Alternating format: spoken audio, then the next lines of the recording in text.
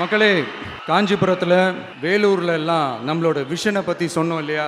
அதே மாதிரி இங்கேயும் சில விஷன்ஸை சொல்லணும். இது மற்றவங்க மாதிரி தேர்தல் வாக்குறுதின்னு சொல்லி ஏமாத்துறது கிடையாது. நம்மளை நம்புகிற மக்களுக்கு நம்பிக்கை தர்றது. நம்ம ஆட்சிக்கு வந்ததும் இதெல்லாம் செய்ய நடவடிக்கை எடுப்போம்னு சொல்றது. டெல்டா விவசாயிகள் சமீபத்தில் கூட உரத்தட்டுப்பாட்டை சந்திச்சிங்கல்ல. சில பேர் உரத்தை பதுக்கி வச்சு அதிக விலைக்கு விற்றதா நியூஸ்லாம் கூட வந்துச்சு. நம்ம டிவிக்கு ஆட்சி வந்ததும் உரத்தட்டுப்பாடு இல்லாமல் பார்த்துக்குவோம். 5 ஏக்கர் வரை நிலமுள்ள விவசாயிகள் வேளாண் கூட்டுறவு வங்கிகளில் வாங்கிய பயிர் கடன் முழுமையாக ரத்து செய்வதற்கும் 5 ஏக்கருக்கு மேல் உள்ள விவசாயிகள் வேளாண் கூட்டுறவு வங்கிகளில் வாங்கிய பயிர்க்கடன் 50% வரை ரத்து செய்வதற்கான சாத்திய கூறுகளை ஆராய்ந்து உறுதியாக நடவடிக்கை எடுப்போம். திமுக மாதிரி எல்லாருக்கும்னு சொல்லிட்டு அதுல தகுதி ஃபிக்ஸ் பண்ணி பாகுபாடு காட்டி ஏமாற்ற மாட்டோம்.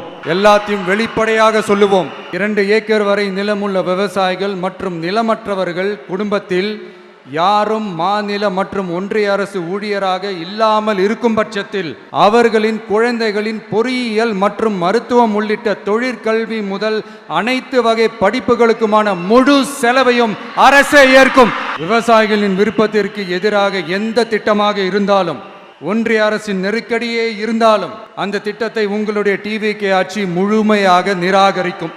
எப்போதும் விவசாயிகளின் பக்கமே நம் ஆட்சி நிற்கும். கொள்முதல் நிலையங்களில் முறையாக நெல் மூட்டைகள் பாதுகாக்கப்படும்.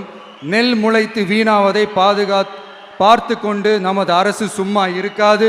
போதுமான கொள்முதல் நிலைய வசதிகள் ஏற்படுத்தப்படும். அதே போல கொள்முதல் நிலையங்களில் கொள்முதல் செய்வதற்கோ மூட்டை ஏற்றி இறக்கவோ 1 பைசா கமிஷன் வாங்காமல் பார்த்து கொள்ளப்படும். அப்படி கமிஷன் வாங்குவது யாராக இருந்தாலும் கடும் நடவடிக்கை எடுக்கப்படும்.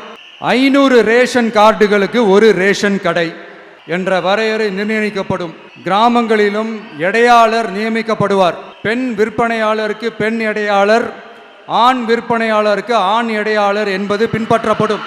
ரேஷன் கடைகளில் அரிசி தவிர அனைத்து பொருள்களும் பாக்கெட் செய்து விநியோகிக்கப்படும். மீனவர்களுக்கு ஒன்றிய அரசு சட்டப்படியான பாதுகாப்பை உறுதி செய்ய வேண்டும். அதற்கான உண்மையான உணர்வுபூர்வமான அழுத்தத்தை ஒன்றிய அரசுக்கு நமது டிவிக்கு அரசு கொடுக்கும். நான் மீண்டும் சொல்றேன். கல்வி, மருத்துவம், ரேஷன், குடிநீர், சாலை வசதி, பஸ் வசதி, இது மாதிரி அடிப்படை விஷயங்களுக்காகத்தான் நம் அரசு முதல்ல முக்கியத்துவம் கொடுக்கும். எனக்கு நம்மளோட குழந்தைகள், நம்ம பெண்கள், நம்ம இளைஞர்கள் லைஃபுக்கு முன்னுரிமை கொடுக்கணும்.